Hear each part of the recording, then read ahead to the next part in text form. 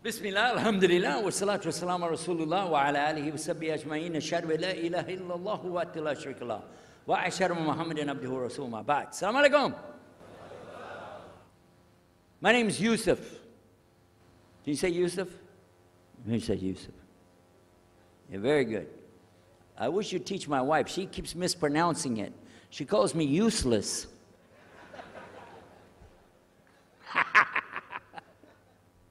Alhamdulillah. Now, how many of you were in the program today? I was teaching us, trying to teach about how to call the people to Islam called da'wah. I just used an example what I was telling you about. Remember I was telling you when you introduce yourself to somebody, you got to get friendly with them. So I just used an example right there.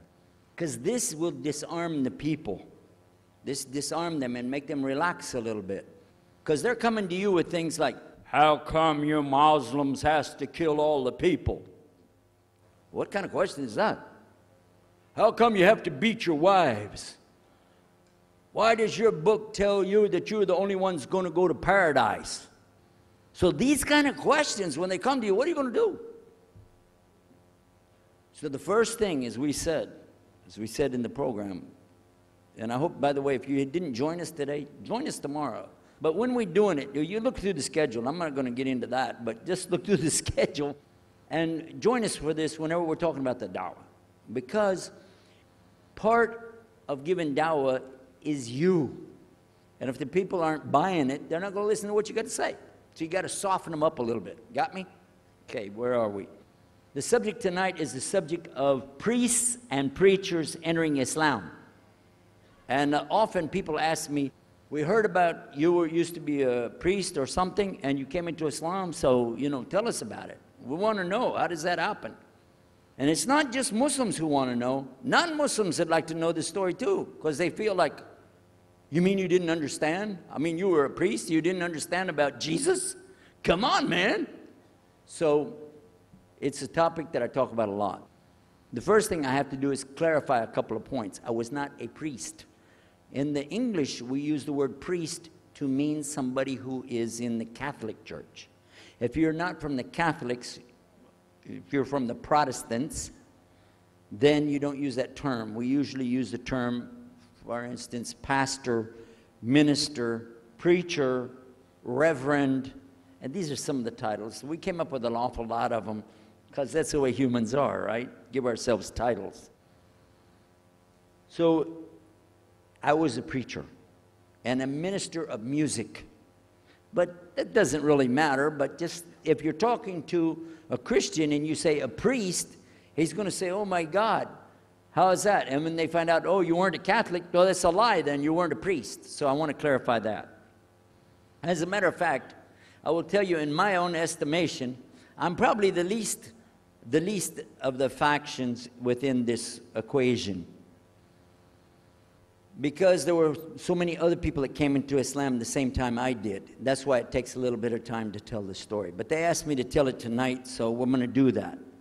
But I want you to listen carefully to realize what goes through the mind of a person that's not Muslim, okay? And I usually start out by telling people that my father and I were both ministers, and both of us were also businessmen. In the reverse order. We were business first and preacher second. Got me? Because, well, as they say, business is business. And that's exactly how it worked. We operated mostly in Texas. We had a place in San Antonio, Houston, and also in the Dallas area. And we were very concerned about Christian conditions. So my father started something called Concerned Christian Centers. And basically, if you look at it from a material point of view, it was a place to sell stuff. But what we would do is take consignment things in. People could bring things into us, and then we would sell it and keep part of the money. And keep a lot of the money. But anyway, they would bring in what they make with their hands, arts and crafts. And a lot of old women, they like to sit around and make things, then they give it to us. And this helps the church, which is called the church, and then it helps them as well. So it became like business and religion tied together, and that's very common in our country. At one point, my father told me, we're going to start doing business with a man from Egypt. Well, I said, well, oh, this is great, international, it sounds good, we can put this in our business card, we're international. He said, and this man, he's from Cairo, Egypt, and that's where, if you know, they have the Nile River, they have those big pyramids, they have the Sphinx, Abu Hul, you know, they got everything. I'm saying, oh, this is good. He said, and he's a Muslim. I'll never forget it. I've told the story many times, but it's just like it happened yesterday. I'm standing in between the kitchen, or in the dining room and the living room area, you know, like this when we're talking, and I just stopped like this. I said, what? A Muslim? No way. No way do I want anything to do with that. Dad, come on, you should know better than anybody. Because we were linked in with other preachers. My father supported people like Pat Robertson. Huh? You know him? Pat Robertson? And Oral Roberts. He's not very popular anymore, but he used to be real strong.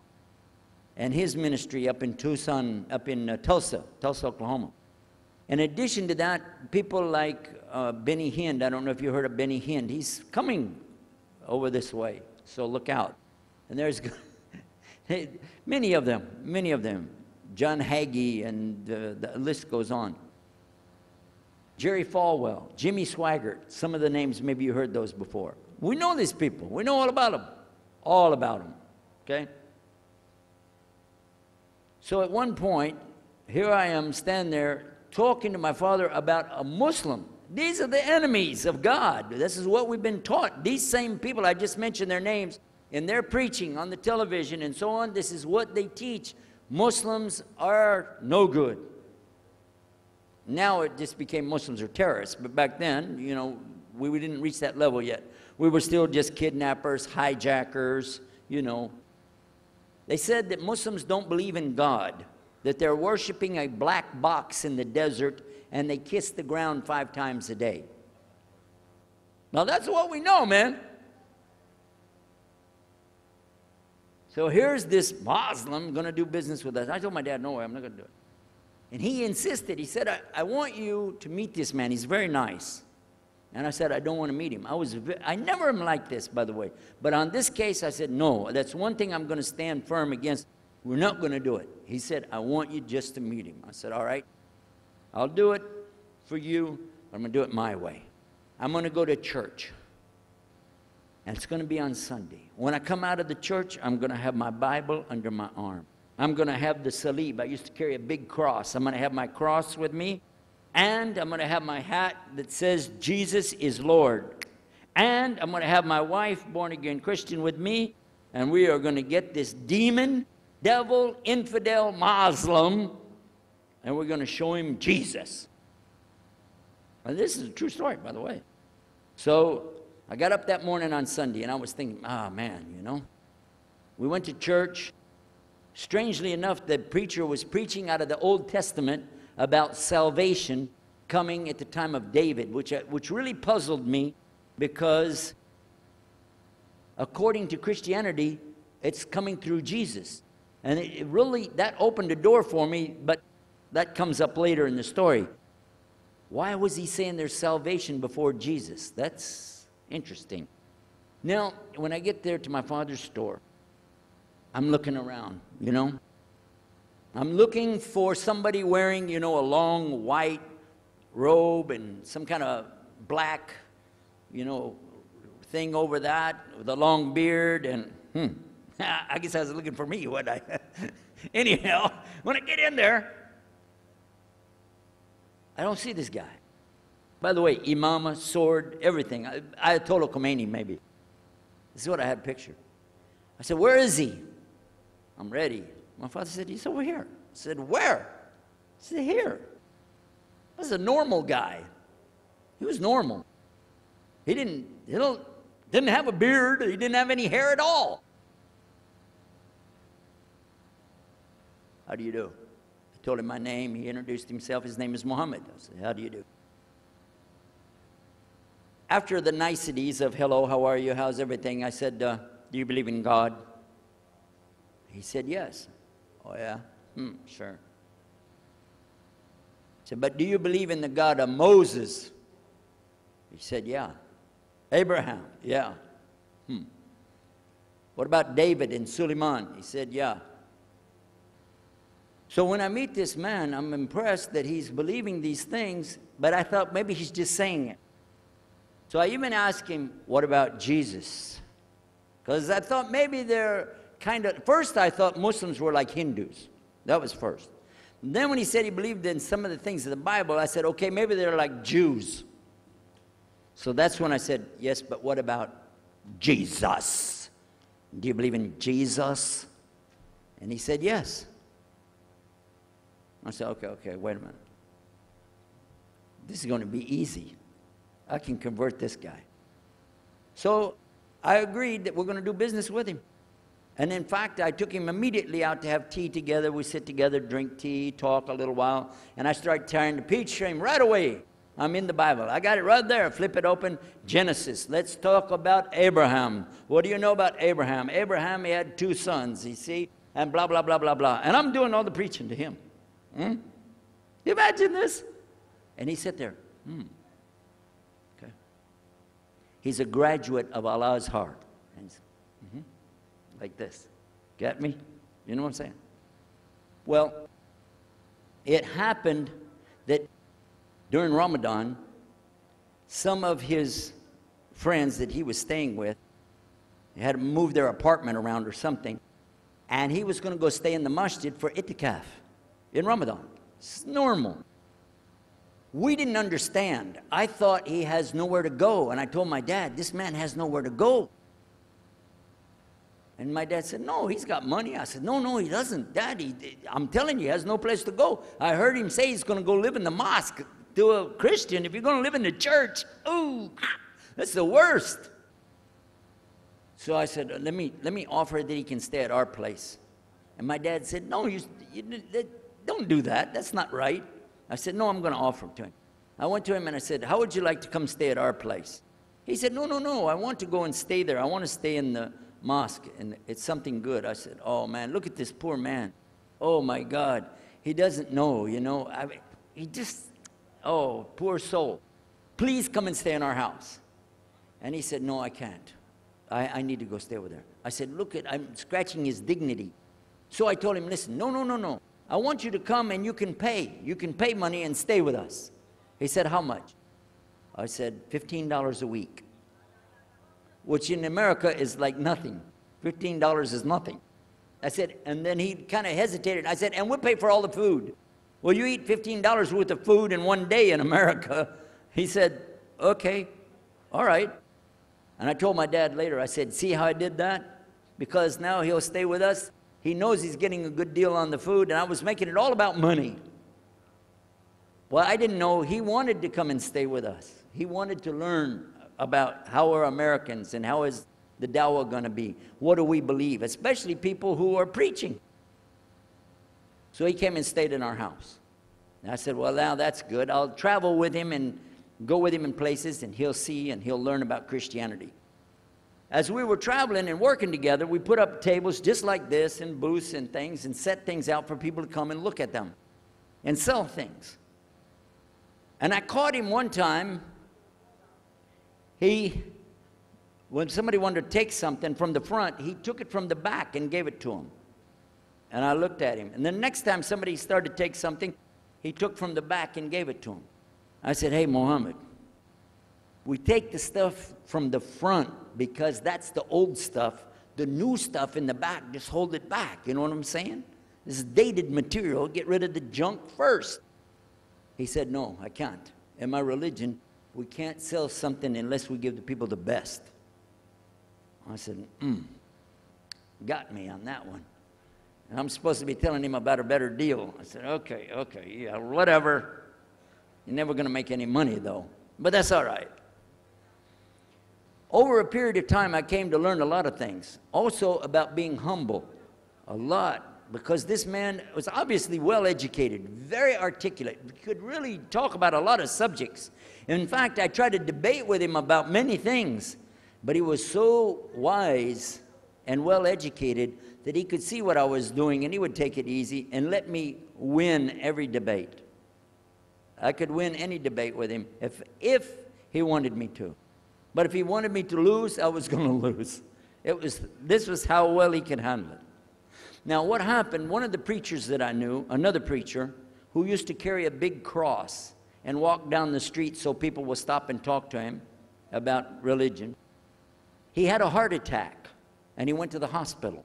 So I went to the hospital to visit him, and while I was visiting him, I met another man in the hospital who was in a wheelchair. This gentleman had a problem. He didn't want to talk to anybody. And I told him, let me witness to you. Let me share the message of Jesus with you. So I took out my Bible, and again, I started telling him about a prophet, Prophet Yunus, alayhi salam. And I'm telling them, look at Jonah. He's in the belly of the whale. He's in the sea. He's down there like this, and who knows how long. And suffering like this, you don't have as big a problem as that. And God saved him, so he could save you too. He said, didn't want to talk to me. I asked him, what's your name? He didn't want to tell me. Where are you from? He said, I'm from Venus. So what's that? Well, we do have, there is a Venus, Texas, by the way. But he said, you know, he's from another planet. So I kept, each time I would go, I would talk to him, witness to him. Finally, one day, he started crying. I was pushing his wheelchair around. I took him down, I rolled him around different places. He started crying one day. He said, I'm going to confess something to you. I need to confess something to you. Now, to a Catholic, confession means you're going to tell the priest all your sins, and then he's going to forgive you. Well, I wasn't Catholic, and I told him, listen, I'm not Catholic, and I'm not a priest. I'm a preacher. He said, I know better than you do. I am a priest. I said, oh, my God. This man is a priest, and he knows the Bible better than I do. He said, I just have had a hard time. I've been here and having heart attacks, and I've been having problems and everything and trying to figure out a lot of things. He said, I'm sorry I took it out on you. I really am. I apologize. And he started crying. And when he started crying, I felt sorry. You know, I hugged him and I said, it's okay. One day I went to the hospital, and my friend was gone. So I started visiting with the priest. And that happened one time. I went to visit him at the hospital, and he was gone. And I asked him, where did he go? They said he went home. I said, home? He's a missionary priest from South America. How did he go home? She said, I don't know. He's not here. I'm sure his family. I said, he has no family. I know him personally. He has no family. Where did he go? She said, I don't know. We're not responsible for them. I said, well, let me see where he went. You got it in your file? She said, I can't do that. Those are locked up. Nobody can look in the file. And I got in the lady's face, and I said, listen to me. This man could die in the street right now, and it's going to be your fault. And you're going to get sued because I'm going to sue you for him. She said, okay, his folder's over there, but I'm not going to watch. I went over and I looked for it, got the address where he went. Sure enough, he was in a place where they put people that have no place to go, a shelter. So I went to the shelter, and I found him. He was still on crutches. He saw me. He started crying again. He said, please get me out of here. Get me out of here. I said, okay, come live at my house.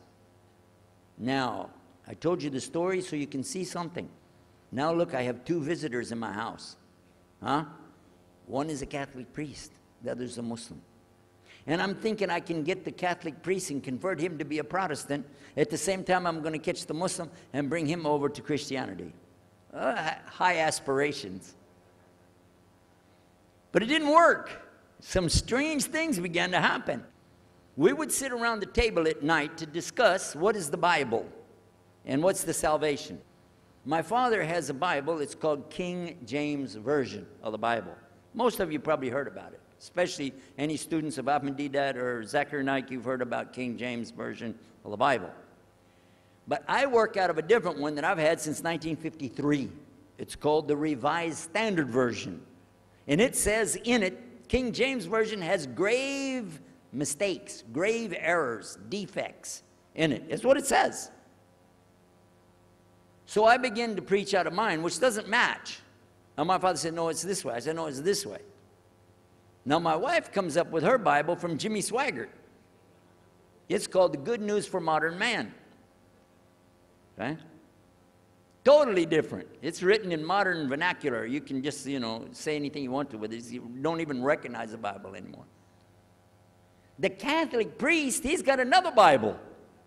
An older Bible with 73 books. We're working out of 66 books. And his is not even the same in the verses. It doesn't match up at all. And I never even knew about this subject until then. And he's saying this, and I'm saying that. My father's saying something else. My wife's on something else. And all the time, Muhammad, the Muslim, is sitting over there like this. So we asked him. I guess it was me. I asked him. I said, well, how many versions of your book, your Quran, do you have? He said, the Quran has no versions. There's only one. It's original. It's in the Arabic language. ذَلِكَ الْكِتَابُ لَا رَيْبَ فِيهِ. This is the book that has no doubt. Huda lil-muttaqin. It's guidance for those who have taqwa for Allah. This shield or taqwa that you have to have between you and Allah subhanahu wa ta'ala. And only certain people are going to get the Huda, Hidayah, Dina, from this Quran. These people that have the taqwa. So when he's telling us that the Quran is one, I'm going, huh? And it's in the original language, we still have it. You know what I was thinking? He's lying. I was sure he was lying because he could see the problem we were having, and he just sat back and made that up. But I don't know Arabic at that stage, so I don't know what to say. Maybe, I don't know.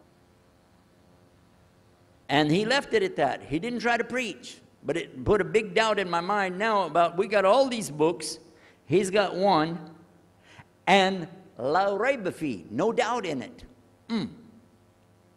So another time, we had another discussion that came up. Now this time, I went to the other preacher who had the cross. And I was asking him, I want to be able to explain the Trinity. He said, you know the Trinity. I said, yeah, I know. And I know the Council of Nicaea when we had that. But I want to know the way to explain it so a human being can just understand it.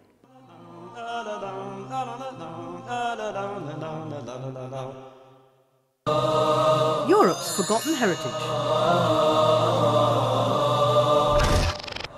This is a sad reminder of the past history of the Muslims in the city. Nowadays, there are no Muslims anymore. These are the mosques that have remained. And it is really sad. Wait a second, this is Morocco. No, this is Tunisia, Algeria, North Africa, Egypt. No, this is all Europe, and this is all part of Spain. Islam spread first in Africa, and then from Africa, it came over to Europe, and then it did developing work in Europe. Now, we look the other way around nowadays. The compass was invented by the Muslims. Many important inventions came from the time of the Muslims on the Iberian Peninsula. Instead of people becoming less in battles, as we normally know, as we know in battles obviously people die, but no, what was happening?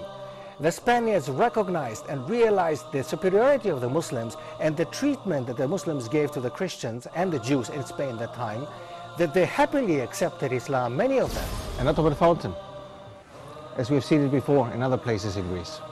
Now, it has some Arabic on top, as well as it had some Arabic down, where the tap used to be, or where the water was coming out. Pack your bags, grab your passports, and join Dr. Steph Curris as he takes us through Europe and rediscovers Europe's forgotten heritage, only on Huda TV.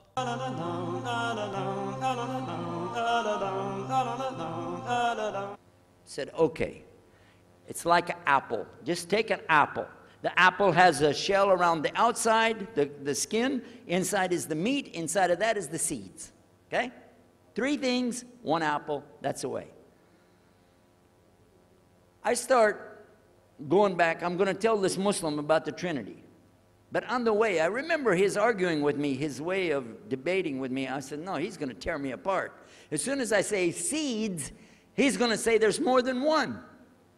So it could be 7 or 8 or 9 or 10 gods all rolled into one. No. It's got to be special. It doesn't work like that. Let me go back and try again. So I went back to him. I said, what if he says there's more than one seed in there? He said, okay. I said, and besides, it could have a worm running through it. Then that would make it go up another notch. What can I do about that? He said, okay, forget the apple. I said, okay. It's like the babe, the egg. Use the egg. The egg has a shell. Inside of the egg is the white. Inside of the white is the yellow. 3, 1 egg. That's it. That's good to go. Now I start going home again, and it hit me. Wait a minute. The egg could have a double yolk. God becomes 4, just like that. Plus, it could be rotten. I'm not going to ask him again.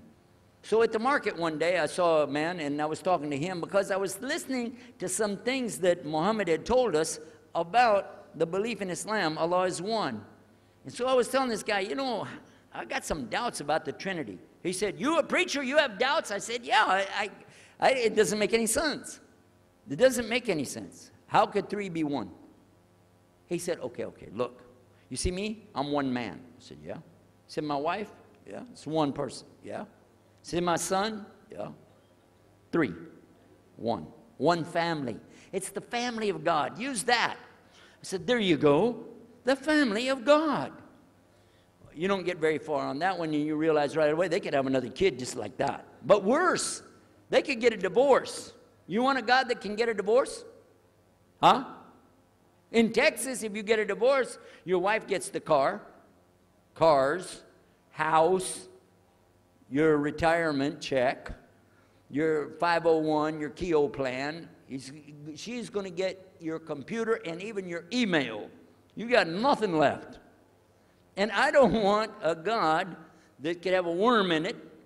I don't want a God that can be rotten, and I don't want a God that can get a divorce. I want to explain this Trinity the right way. Sure enough, the subject came up, Trinity. There we are. Now here's the priest trying to talk about the Trinity is like an apple. I'm going, go there. And then he's egg, don't worry about it. The family of God, forget about it. I know what's going to happen. So we ask Muhammad, we say, okay, what do you say about God? What do you think he said?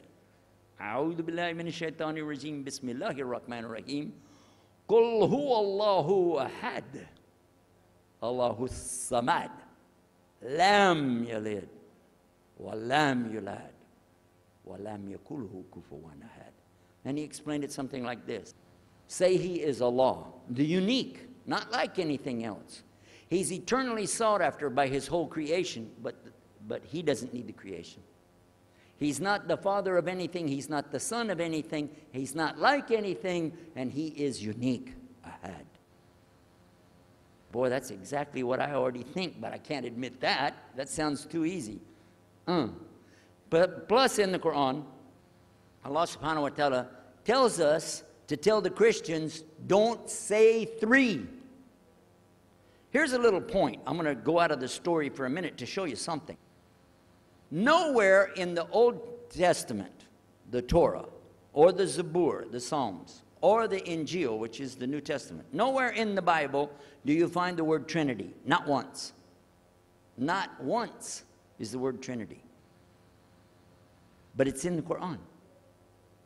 We have it in the Quran. It says, Thalath, tell them not to say Trinity. Oh!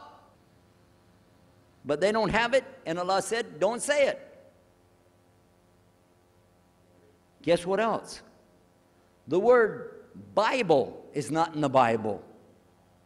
Bible is from Greek. It means biblios, or book. Book. But it's in the Quran many times. Is it? Kitab. Book. Ahl Kitab. People of the book. So we found in the Bible a shortage. They're talking about it, but the Quran is explaining it. I found actually in the Quran, I can explain the Bible much better because it gives me the things I didn't know how to explain. So then in my mind, look what I did. I started realizing what he was saying was true, but I never admitted it. Instead, I was taking this and mixing it. And when I would go give my next talk, I would say, so and so and so, and I would use what I learned from the Quran to explain what's in the Bible. Some of the people liked it, but some of them didn't. Because when I began to talk about salvation being based on what? And the Bible tells you in there, there's no Savior except God. It says it real clear. Jesus is not your Savior, God is. When I found that, I said, okay, let me try another way to explain that. Each thing as I would learn it, I'm trying to change how I'm presenting the thing. It still doesn't dawn on me, I need to do something. But I could see for sure God is only one, and so I totally forget the Trinity thing. My dad never did believe it anyway, so he had no problem with it. Now we come to some new thing.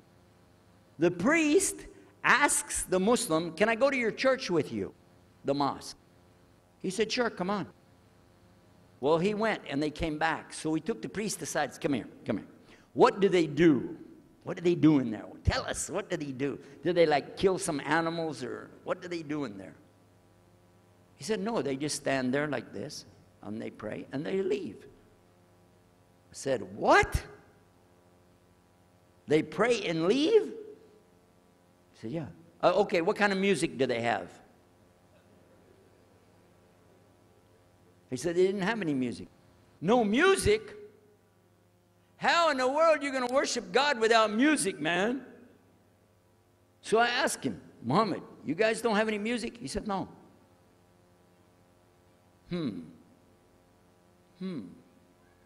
Now, I'm in the piano and organ business.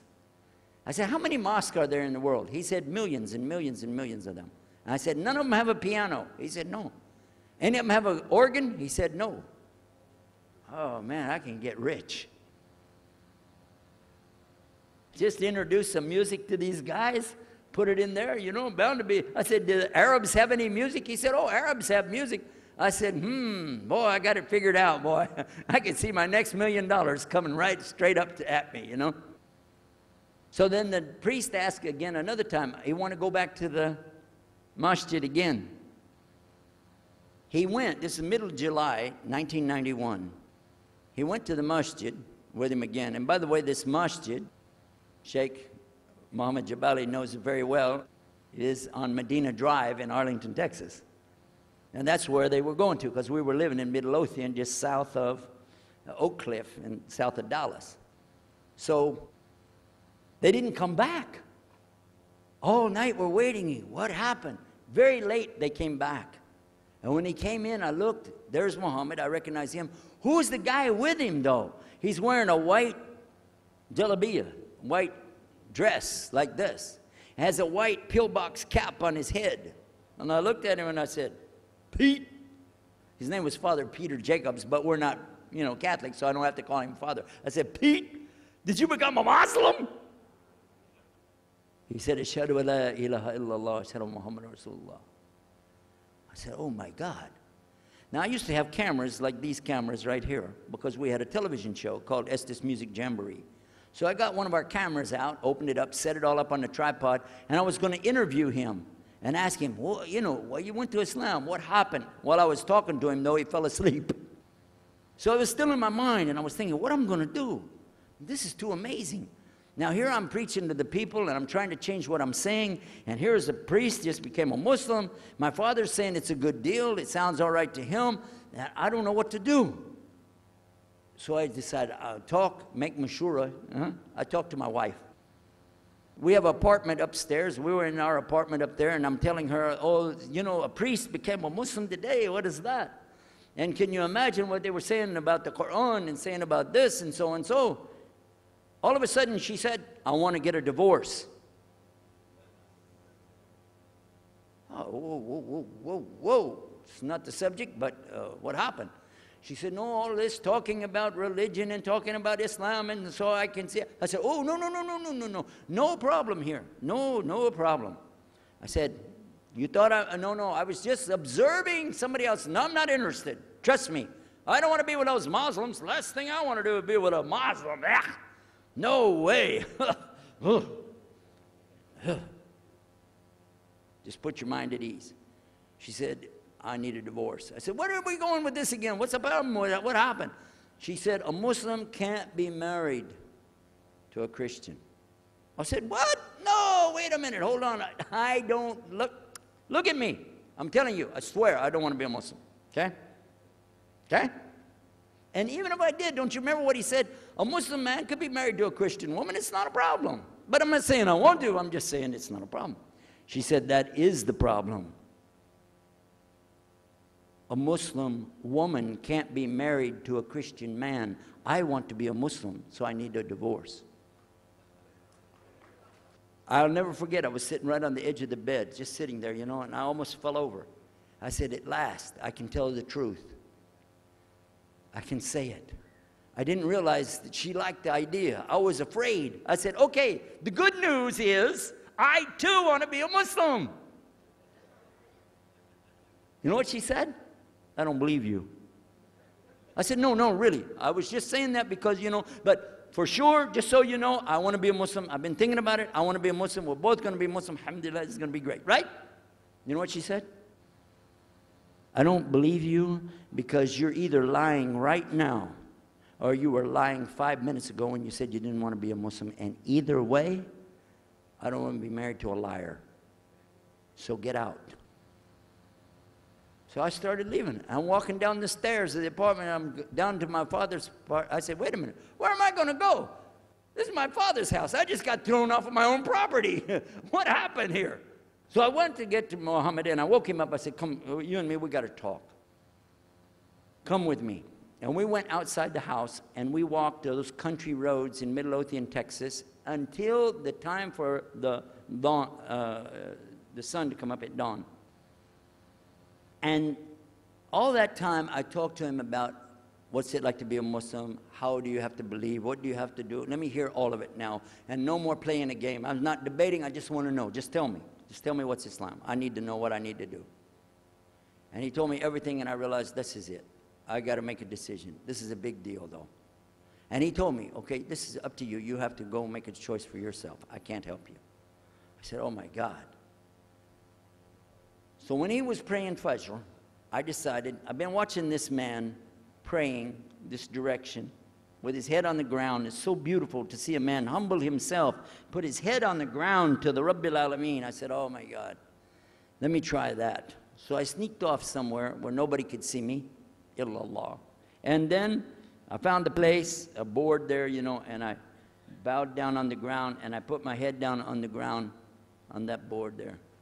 And by the way, I'm pretty good at speaking, especially in prayers. I used to make so long a prayer, they wouldn't let me say the prayer at Thanksgiving because the food would be cold.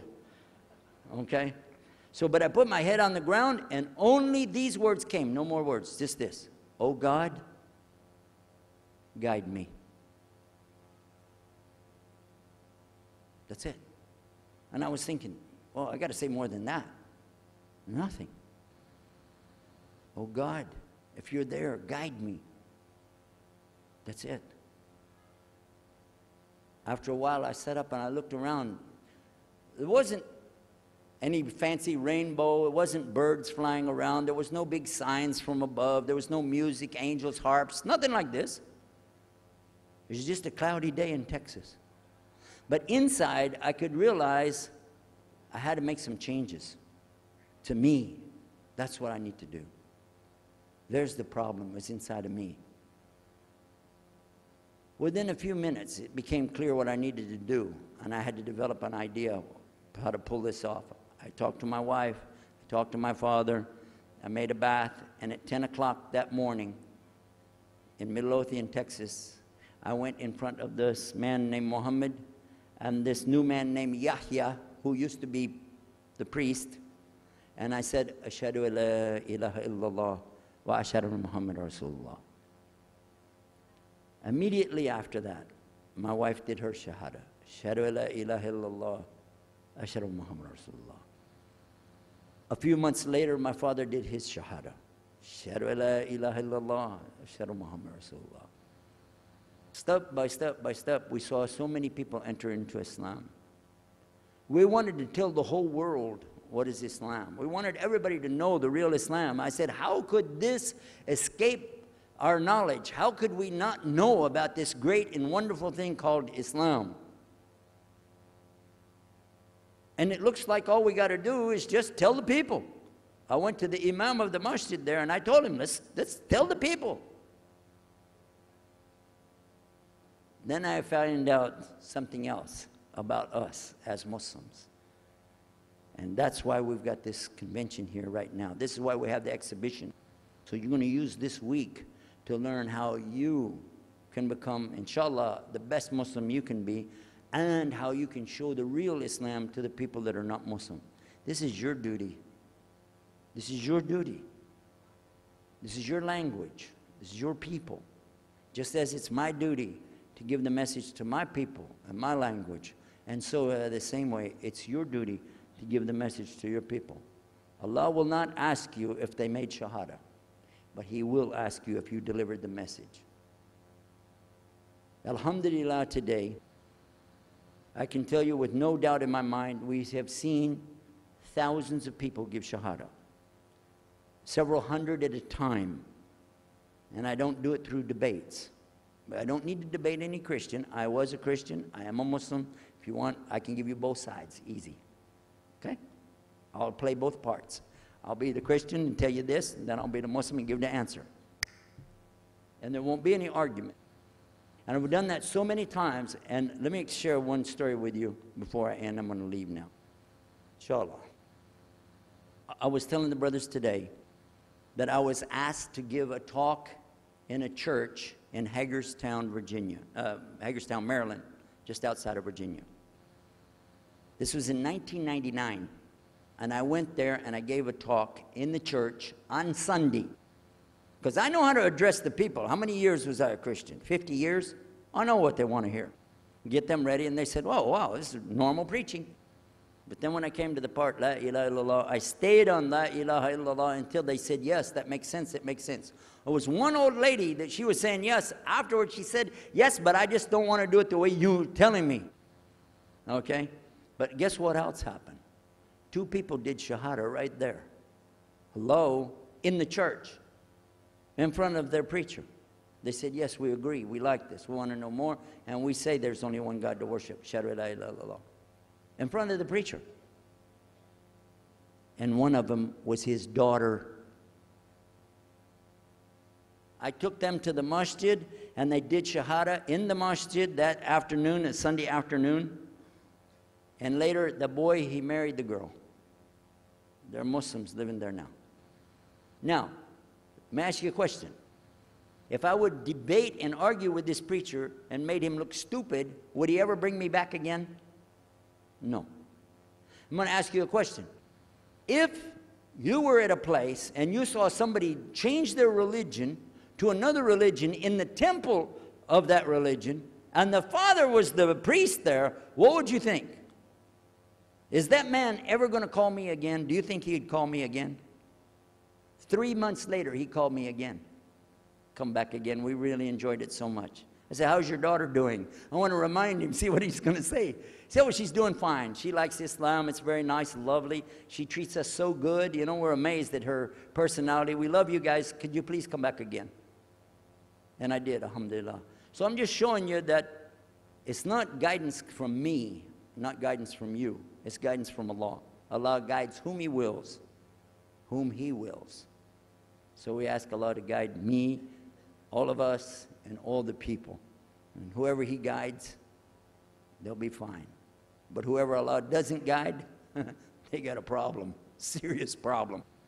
Our job here is to do one thing: communicate the true message. If the people don't want it, that's your choice. That's their choice. You don't have to take it. But it's our responsibility in putting this on, all the scholars that are here, it's their responsibility to tell us what's the truth in Islam and let us see for ourselves. And that's what we're going to try to do through this week. So I need you guys to listen to me. You have to participate. Your side of it. Your side of it is to show up every day. And your side of it is to bring other people. Jazakumullah khair. Wassalamu alaikum wa rahmatullahi wa barakatuh.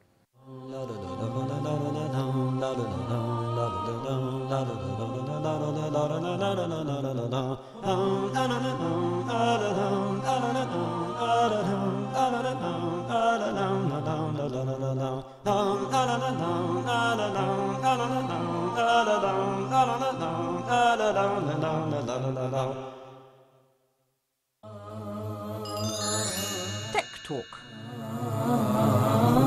We're going to look how to create a website and which Islamic websites to actually visit.